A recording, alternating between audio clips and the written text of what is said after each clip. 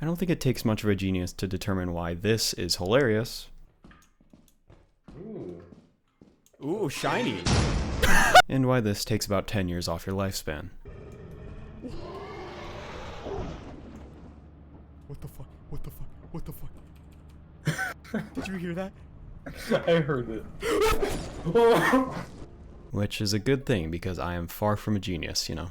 Just a guy who downloaded some more RAM so I could actually record footage of these games. Also, I could give my opinion nobody asked for on a question nobody wanted answering. God, I love the internet. That question being, what makes horror games so funny a lot of the times when you're not actively scared? More specifically, looking at the example of Lethal Company, because it so perfectly embodies both sides of the extreme on the spectrum. This isn't just going to be a video on Lethal Company though, I'm also going to be going over a couple other games, those being Phasmophobia and basically the entire Resident Evil series, mainly 7 though. All these games are built to scare the hell out of you, as they do so well with how they continually force you to delve deeper and continually interact with the things you're so afraid of. So then why is it that these are all games with absolutely perfect comedic timing and moments that make you laugh more than any other comedy game could even hope to? And let me just say this first, there's a lot more to it than your friends just being absolute idiots and getting killed in the goofiest ways, even though that is a pretty important part. Like, it's funny and all when your friend bashes you over the head with a shovel because you quote-unquote scared him by accident, and then he plans to sell your body to just barely make enough money to satisfy the boss, and then, you know, accidentally walks off a ledge on the way back, making it all for nothing. But very little can match up to the funniest character of all time, Jack Baker, and his various moments that would fit perfectly on America's Funniest Home Videos. People freak out all the time over that one moment in Village when Ethan just glues his hand back on and everything is fine, which, don't get me wrong, is hilarious in its own right, but did you forget about that moment in 7 when Jack just bursts through a wall face first while laughing, and if he catches you, he cuts your foot off, so Ethan just glues it back on and keeps going like normal? Whether it's multiplayer or single player horror, it all carries generally the same level of, you know, humor and terror, so let's just actually figure out why the line between horror and comedy is so blurred. So that then begs the question, what makes horror good on its own without comedy and vice versa? We have to separate the two and understand them individually before we can understand how they empower each other with the sheer chaos of these games. Granted, I am definitely no sage when it comes to what makes horror games scary, and I'm sure you can tell I know even less about comedy. I do like to think I've at least played enough games to kinda know what I'm talking about though. Maybe. I'll go over horror first, since that gives me more chances to slot in a joke somewhere that actually makes you laugh, please dear God, before I get to the humor segment, so you'll think I know what I'm doing when I get there. Horror is something that can be either stupid simple or way overcomplicated, depending on the kind of game we're talking about here. If you take the simple approach, then pretty much all horror media uses the exact same recipe with some different ingredients. All it really boils down to is the building of tension through anticipation and dread, followed by some kind of release. The release might be positive, like you winning, but usually it's negative, like you getting scared and killed. No matter what kind of horror you're talking about, some version of that formula will be present. That's the simple approach in all its unga bunga caveman energy. I mean that quite literally too. Fear is just our Neanderthal brains thinking dark and loud makes scary, which is pretty much why all horror revolves around that in some capacity. If you take the more sophisticated and modern brain approach, which, you know, might be a bad idea right off the bat since that's the same brain that created Burger King, so take that for what you will, there's a lot more to horror than just tension and release. Sure, that's what all horror has, but it's oversimplifying things too much. Tension isn't something you can just conjure out of thin air. You have to figure out the best way to build it for the kind of horror you want to evoke. Choosing how to release said tension is also a lot more complicated, because that's the impression your player is going to be left with. Do you want the horror to be more light and self-contained by making use of jump scares as a forceful release? Or maybe if you want more of a psychological horror experience, you might not want to have any big release of the tension at all and just let the player carry it with them beyond the game. Sure, horror may be all the same recipe with different ingredients, but at what point do the ingredients become so different that it becomes an original recipe that just tastes kinda similar? I think both approaches are valid to a certain extent, but no matter how it is created, any good horror game will make you think one thing, that being, I really do not want to go there or do that thing. If it makes you feel that way, then it's good horror, just like doing your taxes. It's forcing you out of the comfort of the known and into the discomfort of the unknown. Speaking of the discomfort of the unknown, comedy. I'm gonna die, over. Have a good one. Andrew? Something that's certainly unknown to me, so don't ask me if I'm comfortable. I assure you, I'm fine. Now, I feel like there's a lot less to be said about the comedy half here. Both horror and comedy are subjective things, but horror has, I think, more consistency to it between people that usually play on common human fears. We all have those human fears built into us as a self-preservation instinct, like fears of spiders, heights, loud noises, darkness, etc., because those pose a threat to survival. Horror games can play on that and know with at least some degree of certainty that it will elicit at least a little fear in most players. Comedy though, yeah, there's not exactly common human funnies that tap into your primal brain and connect you to your ancient ancestors who were laughing their asses off in the cave because Jerry drew an Amogus on the wall. Like bro, there's not a shred of anything natural in memes like this. We've strayed too far from the light, and there's no going back now. Modern meme culture has become so convoluted and ridiculous that it's damn near impossible to make sense of what makes it tick. Don't get me wrong though, I wouldn't say it's much of a bad thing because when a meme does come along that you do really like, it can be the funniest shit ever. I wouldn't be a true zoomer if I felt otherwise. Point is,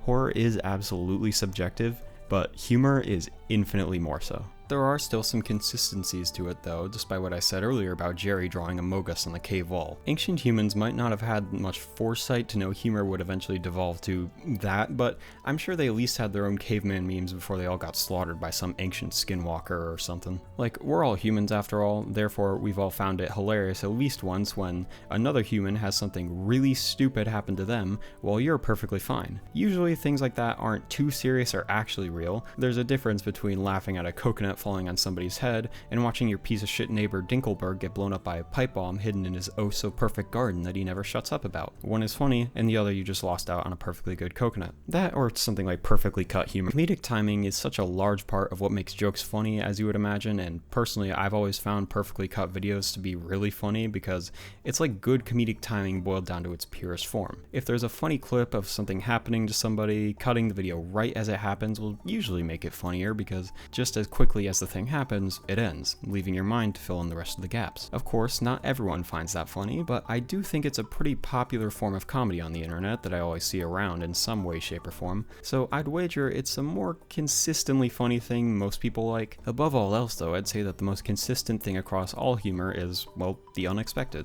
If you know what's about to happen, the joke usually won't have as much punch to it if you didn't know. I mean, sometimes there are jokes that are actually funnier if you know what's about to happen and are just anticipating it the entire time, but those are much fewer and far between compared to the ones that are totally unexpected that you find funny. A funny and totally unexpected surprise is one of the few constants in the sea of unpredictability that is comedy. See, I at least know that much. If you've laughed even once during this video, then that means I'm a credible source. That's how that works.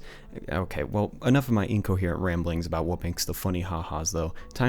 Finally time to put all that nothing we've learned into practice with some of the funniest trauma you've ever experienced. The game released in October this year, so it's a really new game that's absolutely exploded in popularity because you take one look at a clip from it and know exactly what you're in for. I got started playing the game because I just heard the name getting tossed around everywhere online for a while and decided to take a look on Steam to see what it was all about and understood its popularity instantly. I then played it for the first time with my friend Eric for like 2 hours and fell in love with the game. It's the kind of thing that the less you know about it the better, because that first experience you have with the game not knowing what's a threat and what's harmless is just the best. Eventually you'll come to realize that your friends are the real threat that you should be worried about, but I guess the monsters are a bit worrying too. To give a more formal introduction to the game if you're not familiar with it, Lethal Company is a game where you get to live the authentic experience of what it's like to be Mordecai and Rigby from Regular Show working for, get this, a company that's lethal for its workers, or basically just Amazon. You and up to 3 other people are put on a spaceship and given a quota to meet, along with a time limit to meet it within, meaning you have to go to one of many different moons available to you, search the area and any buildings within to find valuable stuff, bring it back to the ship,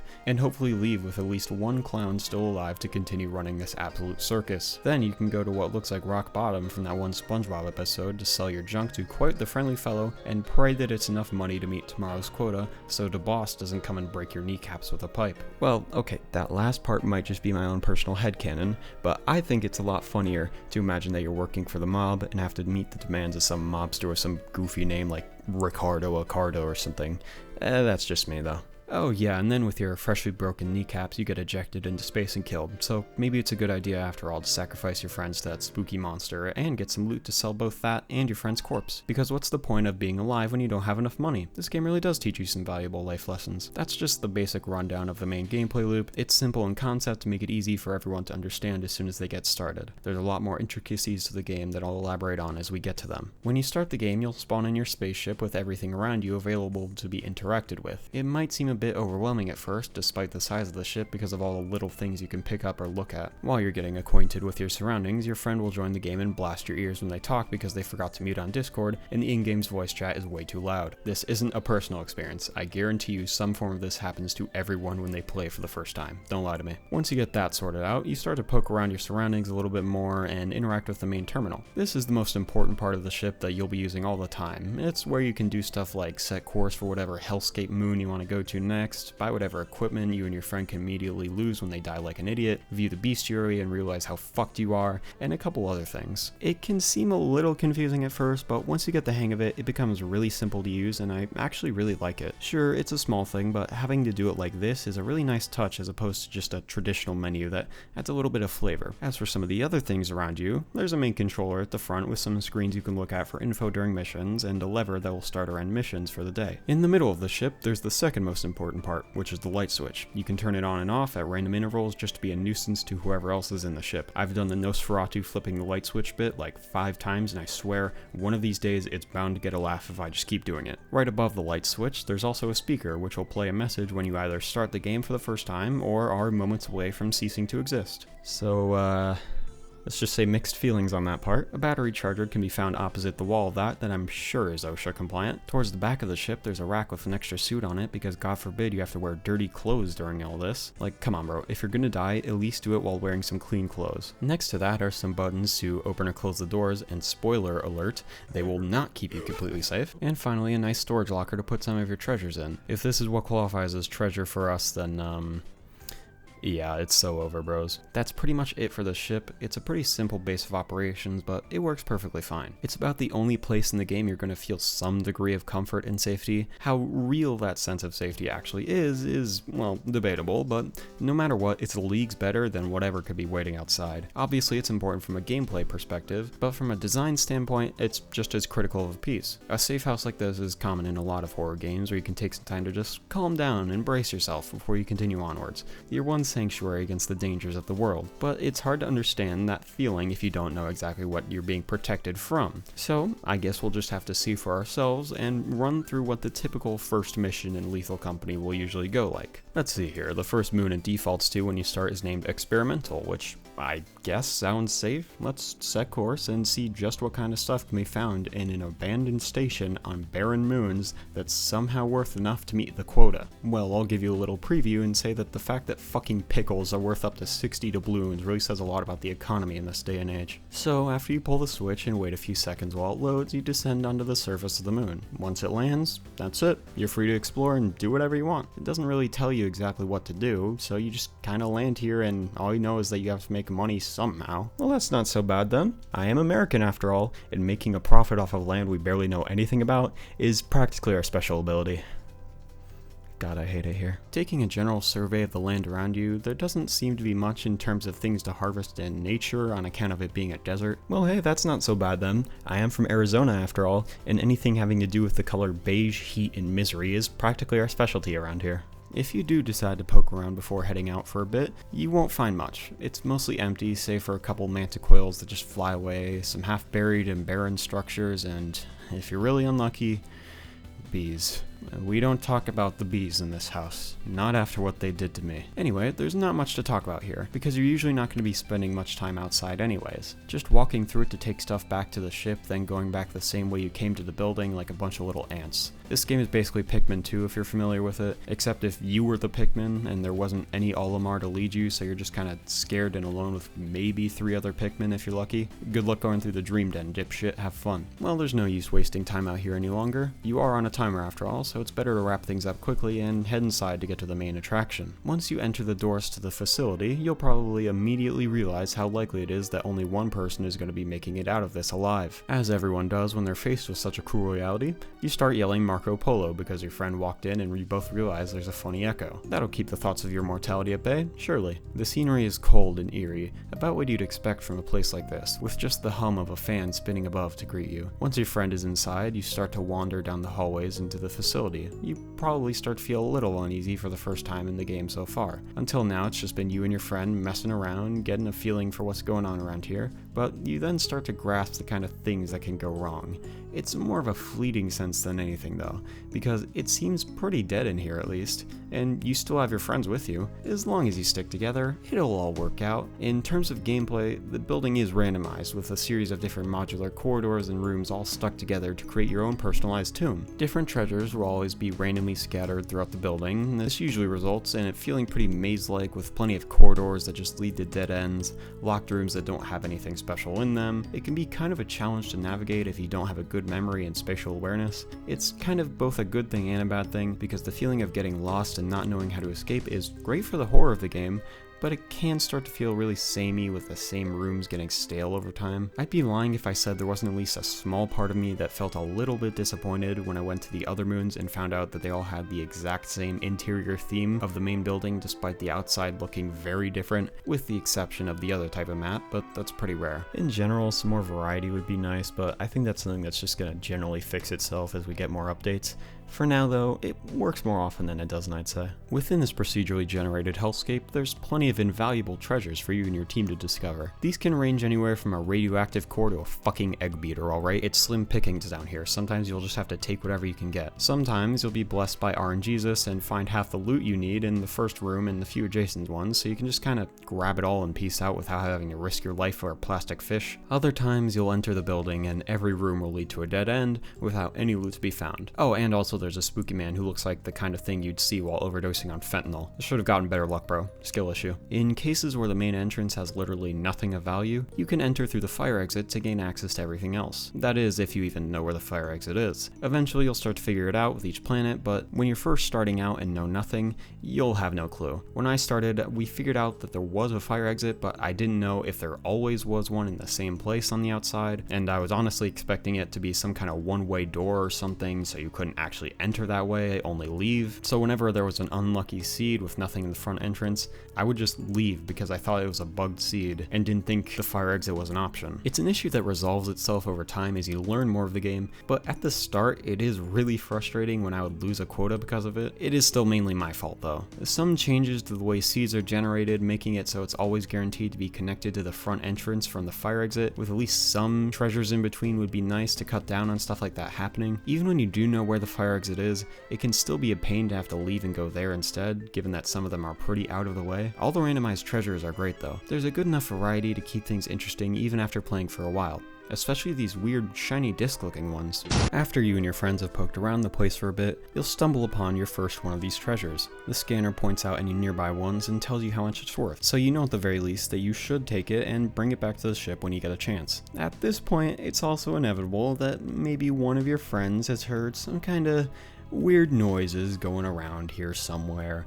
Maybe it's a vague ambient sound like something in the pipes, the beeping of an unknown device, or maybe even some footstep sounding thing, probably not actual footsteps of creatures. Whatever the case though, it is enough to break through the sound of laughter caused by whatever stupid shit your friends are doing. Paranoia probably starts to set in at least a little bit at this point, and you maybe start to question the validity of that feeling of relative safety you and your friends were just enjoying. But it's all still fun and games, right? Now, at this point, things can start to go a few different ways. Everything I've described so far I feel is pretty universal to what the typical first mission with your friends goes like when you know nothing about the game. You spend some time getting familiar with it in the ship, land on a moon and mess around on the surface for a bit before entering the building. Then you continue to screw around and make the same kind of jokes in there as you become more and more uneasy as things start to look and sound more dangerous. Past that point though, things start to diverge a lot more in what can actually happen, so I guess I'm just going to pick one variety of what is destined to happen in your first mission, the most universal of all experiences in Lethal Company: death. For simplicity's sake, let's go with a scenario involving 2 players. On the first mission, when one of the 2 players inevitably dies, it's gonna go one of 2 ways, with both of them eventually converging at the same point. For the living player, it's either gonna make things suddenly a million times more scary, or be one of the funniest things I've ever seen. Usually, the deciding factor between the two is A, how much of a maniac either you or your friend is, and B, whether or not they witnessed the death firsthand. There is a massive difference between your only other lifeline being severed, leaving you alone to fend for yourself in this unforgiving environment, and fucking Looney Tunes. Let's take that clip I showed earlier of me getting instantly killed by a spider while talking on the walkie-talkie in that clip, for example. Me and my best enemy, Eric, were just testing out the radar scanner item to figure out how exactly it worked. I placed it in the building and was talking to him over the radio, asking if he could see me on the monitor in the ship. While I was talking to him, I was just kind of walking around the place to see if there was anything immediately that stood out to me, whether it be a massive man-eating spider or a plastic fish. I wasn't picky. And when you know it, I did happen to spot the first option in the form of some webs in the room ahead of me. It was obviously concerning to say the least, but I didn't think it was an immediate threat, so long as I didn't go that way and kept a keen ear out for the hellish cacophony of footsteps from the spider. I thought I'd be okay. I turned around to ask Eric another question, and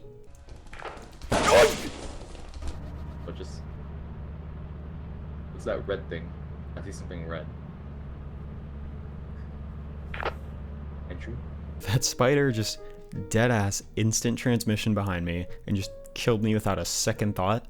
I have no clue how that happened, even after watching that clip so many times, so I'll just chalk it up to a skill issue, I guess. I don't know. Regardless, my incredible scream didn't even get transferred by the radio back to Eric, who was still in the ship watching me on the monitor. From his point of view, I asked a question on the radio as a red dot rapidly approached my location. It touched me, I stopped moving, and when he asked what just happened, he got radio silence. Now, the reason I highlighted this specific clip out of the dozens I have of us dying is because it can change dramatically based on both perspective and any minor alterations as to how it could have happened. Now, what I mean by that is that this clip is funny on its own, right? In the absurdly large sea of Lethal Company clips that have been posted online recently, it's nothing insanely funny, but it's still pretty good. The surprise of the spider appearing out of nowhere and killing me so ridiculously fast with my scream that sounds like it was cut off even though it wasn't, right after I asked a casual question, followed by Eric confusion, as he just looked at the red dot moving around while the blue dot suddenly stopped moving, is just perfect. If we think about that from Eric's perspective though, it changes dramatically. He was just chilling in the ship, reading the info on the radar scanner so we could figure out how to use it since I bought it without really knowing how it worked. I placed it down in the building and he just looked at the monitor to see if it was working. Just as he was getting acquainted with it, I asked him a couple questions until I suddenly stopped moving and just went completely radio silent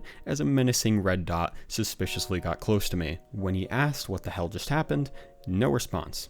He calls my name, no response.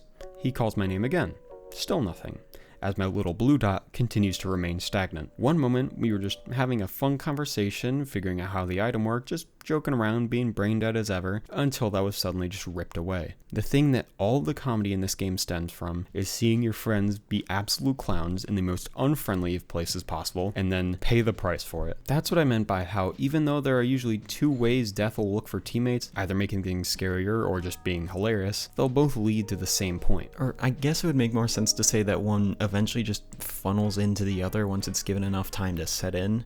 I mean, seeing your friends die a horrific death is pretty indisputably funny in my opinion, and I want that on my gravestone. After the moment passes though, and the hilarity of it all sort of starts to die down a little, it'll really start to sink in that, yeah, you're all alone now. You don't have your friend to rely on anymore, and things suddenly probably just got a lot harder for you. In the spider cam scenario, as I have now dubbed it, it's funny seeing what looks like me dying on the map from the safety of the ship. But what comes after that? Well, I did have some pretty important stuff on me. Losing all that would be a pretty massive blow, and we did need to make at least some money for the quota. It seems like he'd have to go in there himself and maybe figure out exactly what that big red dot really is and hopefully get out alive, all without having someone else to break the tension. The big release of emotion from laughing at a funny death leaves you with a void ready to be filled by a new emotion. Fear. Granted, that's definitely not how it always plays out. There are of course some caveats to all that. There are two major conditions though that have to apply for a funny death to lead into you feeling afraid. There has to be enough time after it happens for it to properly sink in, and it also has to make things actively harder for you to survive. Looking at the same clip once again, this happened in our second session of playing the game, so we had a total of like 3 to 4 hours playing across both sessions. Because of that, we already had become a little bit desensitized to the horror of the game, and in that particular run, it was already pretty damn unlikely that we were going to meet our next quota, meaning he knew to just leave as soon as I died so we could reset. That's why Eric wasn't really scared in the moment, just mildly concerned, which is a first for him to be honest. So both of these conditions don't really apply here. There wasn't enough time for it to sink in after it happened, and it didn't actively make things a lot harder for him to survive since he just left after I died. If this was a situation where the quota was still very possible for us to meet, then the two conditions would have been met, thus maximizing the level of survivor's guilt inflicted upon my friends. Don't say I never do anything for you, Eric. He would have been forced to enter the building after seeing that there is clearly something close to the entrance that can very easily kill a person in the blink of an eye. The time it would take for him to walk from the ship to the entrance would have allowed for enough of an opportunity for that situation to truly sink in, since this happened on offense and the main entrance is such a pain in the ass to get to. If you can't make like a 1-block jump onto the catwalk, or you don't have an extendable ladder to climb up, then this is pure agony. Dear God, why does this moon have to have such a high average scrap value? I hate it here. I don't like being in what's basically Arizona 2. I play video games to escape from the beige plague outside. Why is it like that? So yeah, plenty of time. When he would finally get to the entrance, he then would have had to do something that has actively been made much harder because of my death. That simple hypothetical change of if the quota was attainable and if Eric wasn't such a fucking coward, make this situation where my death is hilarious in the moment but very quickly turns into greatly enhanced fear. Okay, that's great and all. I want big fucking spider as a Fortnite crossover skin as much as the next guy, but what exactly is the point in me speaking in hypotheticals here? It's not exactly good for my argument when I'm speaking in hypotheticals because that didn't actually happen. And what even is the point of me going into all this detail anyway? Well, first off, I've gone through all this because God forbid I let myself write a script that's actually just 20 minutes long like I say I'm going to, but also because it is a very realistic hypothetical. A scenario in which there are two people, one in the ship and one in the facility. The one in the facility dies mysteriously, and the one in the ship is then forced to go inside, knowing they have to recover the lost items and avoid the threat without any help, is something that I'm sure has happened to most people when they play this game at least once. I was just using the spider cam scenario as an example so I could have something concrete for me to pick apart. Simply changing the quota doesn't make my point invalid because it's suddenly just a hypothetical. Second, and more importantly though, why am I bothering to go through all this in the first place? What am I even getting at here? Well, it's all to illustrate two different things: how the horror and comedy blend and flow together in this game like a river, and that Eric is dead to me. That whole spider cam scenario is an example of how a hilarious moment with a long build-up and payoff is all an elaborate setup to put the horror of the game on full display. Whenever there's a comedic build-up happening, there's a little hidden build-up of horror going on underneath it all. Of course, this also holds true for the inverse as well. If for whatever reason you've been separated from your team, maybe they're dead or something, any situation really that puts you in a place where you're afraid. When there's a build-up of fear stirring within you, the ones stirring said pot of fear are clowns. You're afraid in the moment of whatever's threatening you, whether that be a very real threat or something that your mind is just making a lot worse than it actually is. That all comes to a climax, of course, when fucking Johnny Appleseed over here finally gets you, or something of a similar ilk. That payoff of your death is scary in the moment, but after it happens and you're put into that spectator view to see your friends either comically afraid or fearfully laughing at your death they just witnessed, you're usually going to start laughing at your own stupidity. The two are permanently linked. Seeing your friend explode is hilarious until you suddenly realize you're alone and vulnerable in the facility. Getting jumped by some monster that looks like it was made by Sid from Toy Story and having to run around from it screaming in fear is terrifying until you realize how funny your scream sounded to your friends who did nothing to help, knowing they're next on the chopping block.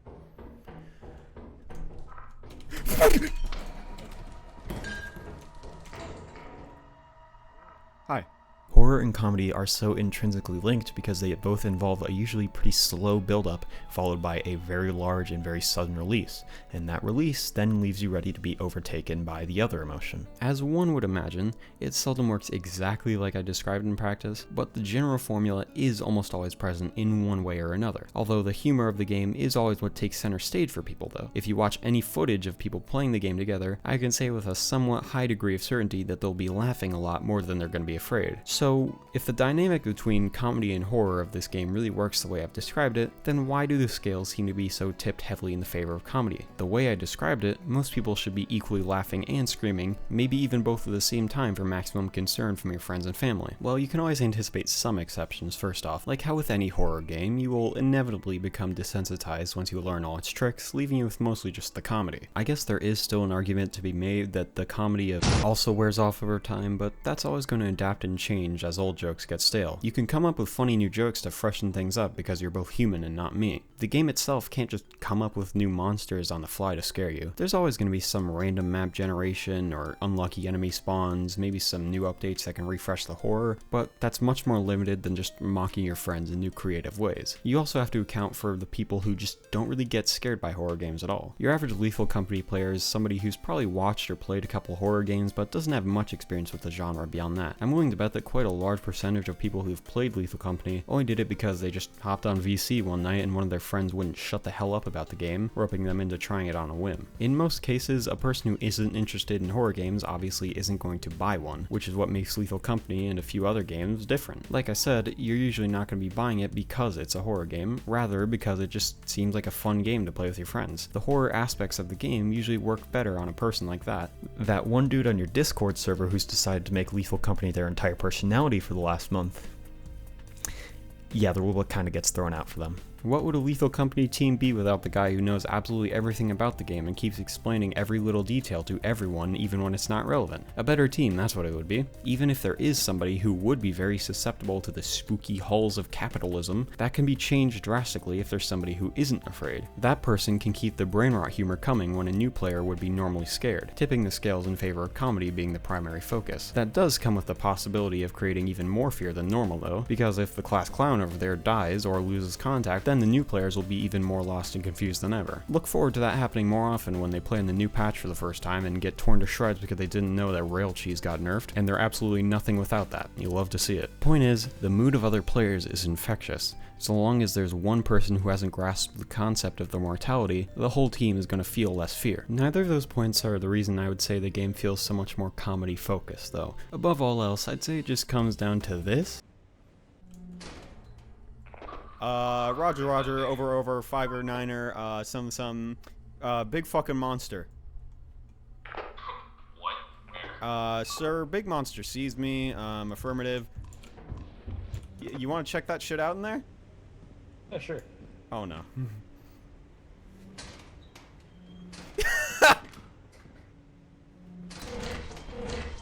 Roger, 5er, 9er, running past it, over, almost dead, ugh. It should be clear from the entrance now. I'm gonna die. Over. Have a good one. Enter. Over.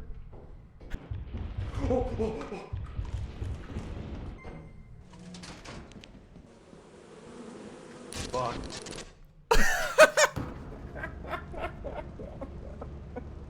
That was a great... Everything that happened there was great. Being a whole lot more memorable than this.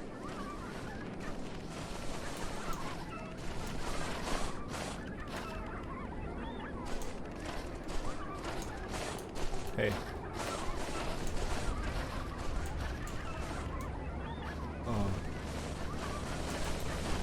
No. What the fuck? What the fuck? That is not a friend.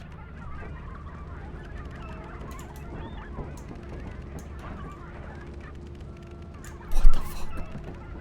When you think back on the funniest moment you've ever experienced in Lethal Company, it probably still makes you laugh no matter how much you think of it. When you think back to the scariest moment you've ever experienced in Lethal Company, it probably doesn't make you feel scared in the slightest. Fear, in most cases, definitely not all, is something that really sticks with you in the moment that it's happening. Every passing second after the scariest part occurs, that fear kinda decays. You'll probably remember how it felt in the moment, but you won't feel that exact same or comparable level of fear in the present thinking back on it. That one moment moment where your friend died in the funniest possible way and made you laugh so hard you felt like you were about to cough up a damn lung, on the other hand, it still brings a smile to your face just thinking about it. Of course, like I said, fear absolutely does not always work like that. If you're thinking back on a moment that was probably the most intense fear of your life, yeah, that's probably still gonna affect you. In the wise words of some meme I found one time that I don't really remember that much, typically we call these things traumatic events, not bruh moments or major L's. Lethal Company can be a pretty scary game, but I don't think it's going to instill any sort of heart-rending terror in somebody, unless you have arachnophobia. Don't worry though, the game has the perfect solution with the new arachnophobia mode. It's great for people who have a legitimate phobia of spiders.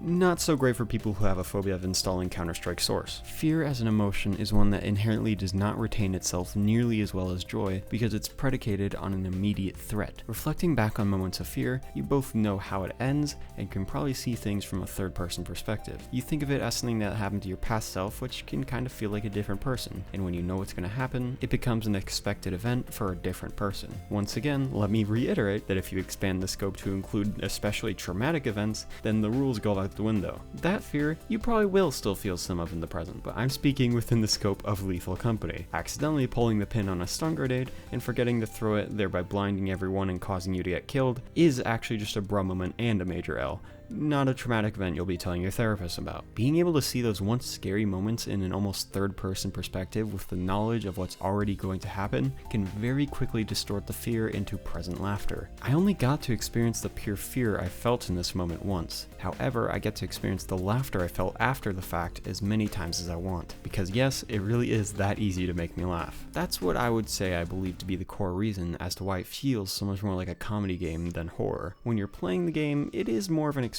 that does balance itself well between both sides. Each flows well into the other, heightening the emotions of both to make it into such a fun experience. When you're done playing and look back on it though, you only really remember the super funny moments. They're much more universal moments that everyone who was there will still find funny and can be shown to people who weren't there and they'll still find it funny. The moments that were truly scary were still there all the same. It's just that after the fact, they kind of become just another funny moment. Multiplayer horror games are so weird because the best ones will usually result in the most amount of laughter, which seems counterintuitive because it's a horror game. Why would we be laughing so much if it's meant to make you scared? I'm sure I don't have to explain to you how I think it's an intentional decision that these games are made with in mind, or weren't made for that purpose, but came to embrace it instead of fighting it to enhance the horror after I just spent the last 8,003 words doing that. I will, however, talk about why I think it's so important that these games continue to focusing on updating the horror aspect and not specifically cater towards making the game funnier, even though that's kind of what most people want more of. Try to imagine Lethal Company if it wasn't a horror game. Take all the gameplay and just put a friendly coat of paint on it where you and one other employee are just going to all these areas to collect scrap for your company. All these big spooky monsters and other threats just become some little goofy enemies spread around in a cave guarding treasure. Oh, and maybe as a little addition to the gameplay, you could probably buy these like little seed things to plant on the planet, and then when you're done, you could just pluck them out to get a little helper who can carry things around and fight enemies for you. You could also maybe have like a squad of, I don't know, up to 100 of them and grow more of them, and maybe at a certain point you could even start growing different colors. Oh, god damn it. Pikmin fan trying to relate everything back to Pikmin for no reason aside, however, you probably understand what I'm getting at. If the game were to neglect horror aspects and just put all its resources into making the game as funny as possible, I think it would just kind of have the opposite effect. It would just become boring and stale after a while, which, yeah, that might sound kind of ridiculous, but the only way to make the game even funnier than it already is to make it scarier. The players will always find ways to innovate new humor on their own, so long as you count screaming stupid shit at monsters in an echoey hallway then dying, but this time slightly more different and idiotic as innovation, that is. The horror on the other side won't innovate on its own. It'll just remain the same old monsters in the same old places with the same old AI if the developer neglects it in favor of trying to make the game funnier. It is a delicate balancing act that I'm sure will get fine-tuned as the game progresses and we get more updates and whatnot. But before I get to some other games that I feel like are pretty similar to Lethal Company and how they balance horror and comedy, I do kind of want to very briefly give my piece on Lethal Company in more of an objective light. In its current state, it does what it sets out to do quite well, but there's still plenty of improvements that could be made, and absolutely should be made, as it's far from perfect. Part of me would really like to go into some kind of larger critique of the game as a whole from a more objective standpoint, so I can actually give some suggestions on exactly how it can be improved instead of just me saying it could be better and not actually backing that up. Problem is, I'm one of those people who is so comically easy to impress with video games that I'll have fun and enjoy pretty much any game I play, no matter how objectively bad it is. Worst case scenario, a game will just make me bored. And it goes for more than just video games. You could take me to a soap aisle at a Bed Bath & Beyond and I'd probably find something that impresses me about it. Basically, I could never think of enough things I'd like to see improved in a game for me to make a proper, well-balanced critique that wouldn't just be me talking about all the things I liked for way too long. And God knows we can't have this on this platform. Drama is really what we need, which is why I'd like to make two unrelated announcements. A, I figured out how to best start drama with other people to further the growth of my channel. And B, Eric is a bitch-ass motherfucker. There's so many little ideas of mine that I've randomly thought of while playing Lethal Company for things that would be cool to be added, but I won't bore you with all the details. To briefly touch on a few of them, the game's biggest flaw right now in my opinion is that certain parts can feel weirdly low in variety. There's plenty of enemies and a bunch of moons to go with all this stuff to buy, with only 2 different kinds of interior maps. Okay, this is something I usually wouldn't really mind if there was a large variety of different rooms that could be generated within them, and if the mansion map wasn't so much more rare. The different types of rooms that can be generated in the standard facility are fine, but they usually feel pretty empty. Some extra things that could generate in the rooms beyond just more scrap would be pretty nice. For example, imagine if there was like a control panel or something with a bunch of buttons and switches that you can interact with. If you tell somebody who's at the terminal the number you see on it, then you can do some sort of simple puzzle at the terminal to figure out the order of what to press, and if you get it right, some door unlocks in the facility and leads to a room with a lot of scrap. Maybe if you pressed the wrong thing because the person on the ship did it wrong, or you just misclicked it, it could play a loud beep over the facility intercom to simultaneously attract enemies to your location and scare the hell out of everyone else who's inside. If you wanted to be extra cruel, you could have it lock you out if you get it wrong a certain amount of times, or it just explodes, because fuck you, that's why.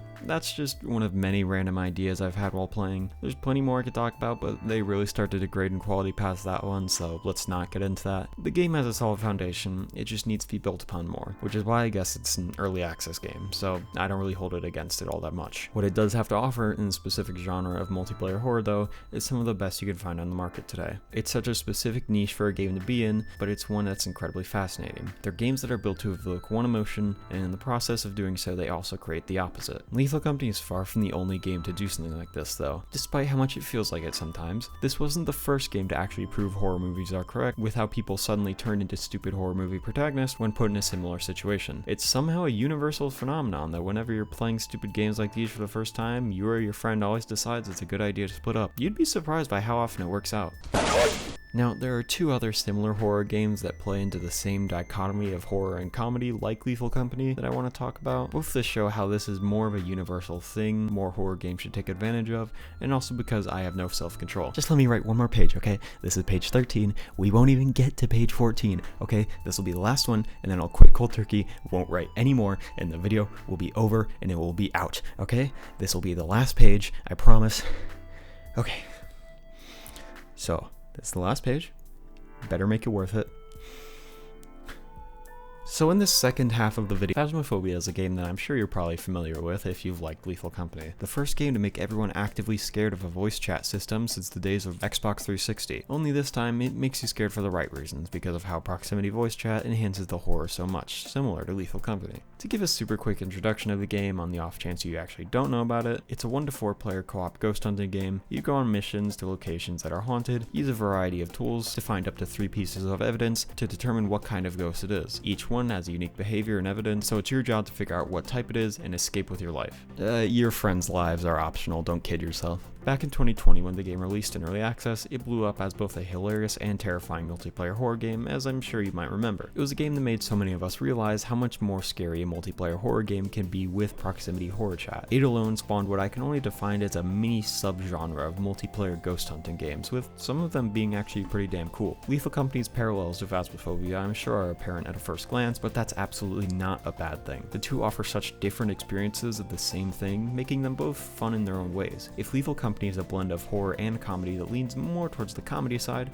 Phasmo is the same, but it leads more towards the horror side instead. As somebody who's played plenty of both games, both solo and multiplayer, albeit a lot more Phasmo on account of it being released about 3 years before Lethal Company, Phasmo is a lot more terrifying. The reason for that being pretty simple too. In Phasmophobia, you're practically defenseless. The game puts you outside a house that's mega haunted, gives you the only equipment your character could afford, which amounts to what looks like a short shopping trip from a $5 or below, and then just tells you to go poke and prod the vengeful undead creature so you can write down some stuff in a notebook. Phasmophobia makes you feel like a helpless, pathetic little creature when you start the game, especially with the revamped progression system. You are at the sole mercy of the ghost who can decide to try and kill you at any time, and it's your job to get as close to it as possible and make it angry so it gives you enough evidence, but hopefully not angry enough to the point where it tries to kill you. It forces you to interact with an invisible and terrifying threat. That feeling of making it back safely to the truck with the option to leave whenever I want, but knowing I have to go back in there for more evidence or objectives so I actually get the ghost correct and leave my safe zone, is something that no other game has really made me feel. Although you do have a couple of options in the form of crucifixes and smudge sticks, they can only prevent a hunt from starting or very briefly repel the ghost if it's chasing you. They are heavily limited tools of self-defense, not weapons to fight back.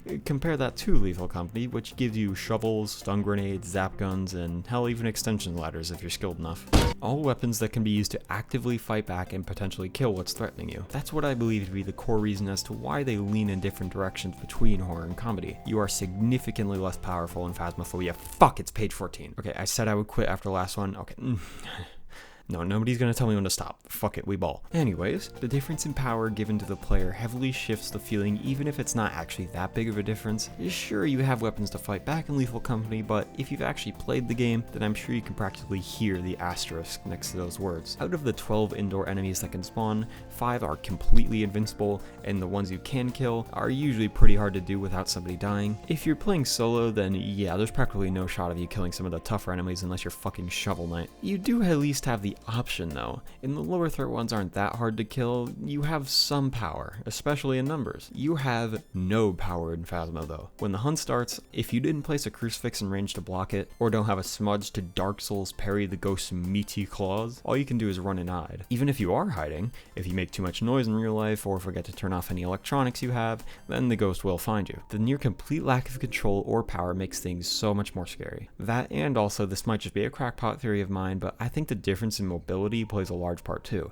You're much slower in Phasmo, even when running, as opposed to Lethal Company where you do have a much higher base speed and can run much longer. Plus you have the ability to jump, which can help you vault railings or jump over a gap to escape whatever's chasing you. Having a much slower pace makes you feel so much more vulnerable when you are being chased, and changes the pace to be so much more of a slow burn instead of the quick get in and get out runs you can do in Lethal Company. And you know, here I am saying all this about how Phasmophobia is so much more of a scary game, but don't let me give you the wrong impression.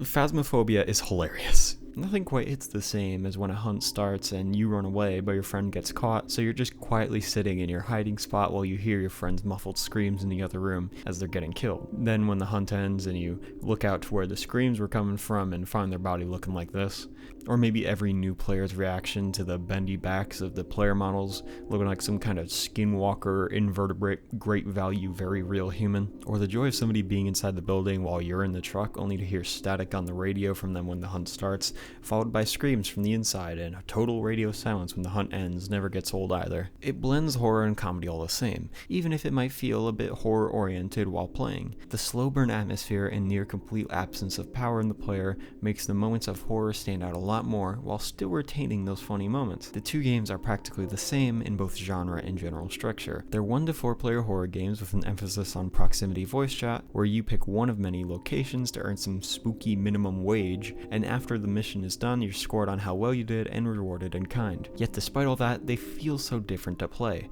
both offering wholly different, equally fun experiences for you and your friends to get torn to shreds in. It shows that the correlation between horror and comedy is universal, with some choosing to shine the spotlight a little more in one direction than the other. It's all subjective at the end of the day, of course. Some people just can't get scared by horror games, meaning all they're left with is the comedy, while some other people are practically the real-life incarnation of Luigi and are so terrified of the tiniest things in a horror game that they find it impossible impossible to laugh at a game like that. For literally everyone else who falls in between the two sides of the extreme though, they both flow into each other like water. But what about single-player games? I hear literally nobody asking. That's right, it's time for page 15, fucko. I can't quit, even though I had the perfect conclusion right there. How could I end this video without talking about the man himself? Welcome to the family, son. Well, okay, not just him, to be exact. Rather, the entire goddamn Resident Evil franchise. It's just that 7 in particular shows this really well. Resident Evil games can be some of the funniest games out there, and it's hard to tell if I'm laughing with the game or at them. I'm pretty sure the devs know what they're doing, though, and that I am laughing with them. I mean, how could they not know? In spite of how funny they are, though, they're still horror games. Or at least they're supposed to be. Don't take this as a knock on the games either. I absolutely love Resident Evil, don't get it twisted. I say this with nothing other than love, but about half the mainline games I'd qualify more as action games with a horror theme. There might be some outlier moments where it suddenly remembers that it's supposed to be a horror game, like the first encounter with the Regenerators or that one sequence in Village, you know the one. Outside of moments like that though, they're just fun shooter games with a horror coat of paint. The first few I'd say are proper survival horror games, but once you get to 4 and beyond, we start entering the boulder punching era. There is an exception to that though, Resident Evil 7. 7 was the big palate cleanser after 6 happened, trying to return to the roots of the series and focus on horror once again. A move that paid off big for them because people loved it and it got a lot of new eyes on the series. Why am I bothering to give a history lesson here though? What does this have to do with what we were talking about before? Well, it's because in my opinion, I think that Resident Evil 7 is the perfect example of correlation between horror and comedy in a single player game. I've gone on this whole massive tirade about how you and your friends being idiots in the scariest of locations is always hilarious and why that makes it all the scarier once it's taken away. But that's exclusive to multiplayer. Yeah, no wonder playing with friends can make anything funny in between moments of being afraid. If horror and comedy really do share such a large overlap, then why don't we see that so much more in single player games? It's pretty simple actually, because comedy is a million times harder to write than drama, especially if it's comedy that isn't focused around ridiculing something. But you of all people should understand how hard it is to write good comedy. You are still watching this video after all, so that must mean you understand the difficulty in writing good comedy because you're still sticking around. That or you're just as brain dead as I am. If so, welcome to the club, there's no escape. Anyway, I absolutely do not blame people for not wanting to write comedy into their horror story or game. It seems counterintuitive and it's much harder to boot. Not disparaging the difficulty in writing good drama, of course, that presents all its own challenges. I am by no means a professional writer, as I'm sure you can tell, but it's a known thing that comedy is a bitch to write well. Think about it, would you rather write a short drama story that has to engage the reader at least somewhat, or write a stand-up comedy routine that could somewhat consistently get laughs out of an audience? I mean, there's a reason why there are still classic books from hundreds of years ago that are still studied as role models of storytelling and drama, and why joke books from the early 1900s read like a bunch of goddamn hieroglyphics. The fact that Zoomer humor in its current state exists in the first place, much less that it can be funny, is a miracle that will be studied in 50 years as a calamity of humor. Good comedy can be so tough to write sometimes, and even when it is good comedy, it can age like milk. No wonder we see it so rarely done well in single-player horror games. And that's where Resident Evil 7 comes in, of course. The game that created the perfect blend between horror and comedy in a single-player setting. In the game that they poised to be the big return to survival horror for the series finally going back to its roots, they had the gall to keep the humor intact without harming the horror, rather enhancing it in my opinion. It's set in an eerie marsh located in Louisiana, across a few different decrepit wooden houses belonging to the Baker family. The atmosphere is heavy, with countless monsters emerging from the mold that pervades every inch of the mire. On top of that, the Bakers themselves, who have also gone mad, trying to kill Ethan after he's escaped their captivity, all in search of Ethan's wife Mia, who's also gone insane as Ethan tries to find a cure for him and Mia and escape. It's a pretty good setting for a horror story. Simple but solid. A great return to the roots of horror that the games were known for. So what about that time when Jack just walks through a wall and starts chasing you while laughing and yelling the goofiest of insults, cuts off your foot as he's chasing you, then Ethan just glues it back on and moves on? Or what about that time when you're fighting him in the garage by running him over with the car only for him to tear off the car door like it's nothing and start driving around while laughing to himself? Or what about that time when you have a chainsaw duel with him while he's using what can only be described as a chainsaw scissor blade and you win by kicking body bags into him before cutting him in half? Or what about that time when, okay, you see what I mean, right? The game, despite being a big return to horror for the series with a big focus on it and actually being pretty spooky in some parts, is not afraid to have fun. Like, yeah, Jack Baker is a maniac stalker type enemy who's constantly tormenting you and is incredibly powerful and won't die no matter how much you destroy his body, but he's goofy while he's doing it. Bro literally starts doing donuts in the car for no reason, yells, "I'm gonna get you, I'm gonna get you," like somebody playing with an excited dog. Jack is the main source of comedy throughout the game, but while there is still plenty of other hidden gem moments I won't go over now or else I'd be here for 16 pages, which we're definitely not at already. This is page 13, don't think about it. It's ways like this that comedy can still be present in single player horror games and still be effective. With multiplayer horror, no matter what you do, the players are going to forge their own jokes with what they're given. You don't have to bother making the game funny. As we've seen with single player though, it requires a lot more deliberate effort to balance the two. The balance between the two enhances both in the same way. You're in the spooky, moldy house with the knowledge that there's somebody chasing after you. You don't know where they are or when they could appear. That fear is being built up within you, and when it's finally released, it hits you with that 1-2 punch of both fear and laughter. Bro literally smashes the wall in front of you when you're trying to run away, which probably scares the hell out of you, and immediately after that release of fear, the absurdity of it hits you as he faceplants right through, causing it all to come crumbling down, and he turns to you with a big ol' friendly smile. How can that not put a smile like Jack's on your face when you see that? Like I said, since both involve a build-up and strong release from a surprise, they can flow back to back, one after the other. If a horror game wants to make you feel uncomfortable, well, you have to feel comfortable first. What better way to do that than a nice joke from your old pal Jack, before that release of comedy leaves you open to be filled with fear once again. Since they're on such opposite sides of the spectrum, the sudden switch between them makes them all the more potent. It's something that's a whole hell of a lot harder to do in a single player setting, yet it's still just as effective when it is done right. Resident Evil 7 pulled it off in what I would consider to be the best possible way. It doesn't try to force unfunny jokes to make you laugh, it just makes them as absurd yet grounded as possible for the player to find humor in it for themselves. It's almost like you get to choose the flavor of game you want it to be. Truly the Lunchables of video games. An incredible achievement.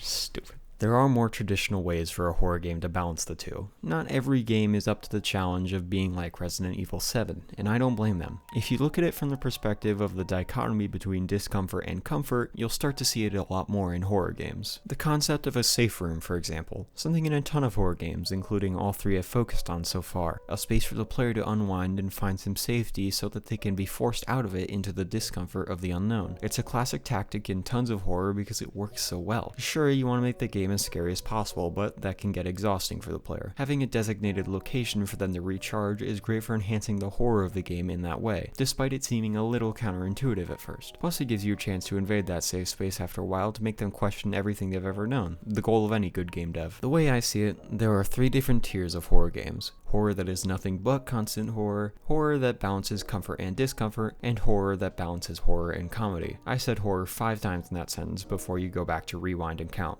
And no, I refuse to revise that sentence to be better. I've made it clear across 13 pages of the script through both showing and telling that comedy is a pain to write and incredibly subjective to boot. So it's probably for the best that most single player horror games stick to balancing comfort and discomfort. Not everybody wants to laugh when they play a horror game, which is something I understand. But me personally, I think games that can truly pull that balance off well are something special. Whether it's laughing at your friend who died to a hoarding bug when they tried to kill it because it stole their jar of pickles, or laughing at your friend who didn't realize the hunt started and they just started running around screaming in panic trying to find a hiding spot to no avail, or maybe just laughing at Ethan's incredible one-liners after the most grotesque boss fight in the game. Horror and comedy rear their head in equal parts. It doesn't always feel like that when you think back on your experiences though, and honestly, I think that's just the indicator of when it's done really well. You don't notice the polar opposite highs and lows because, well, horror and comedy flow together like water, as they always have and as they probably always will. Thank you for watching.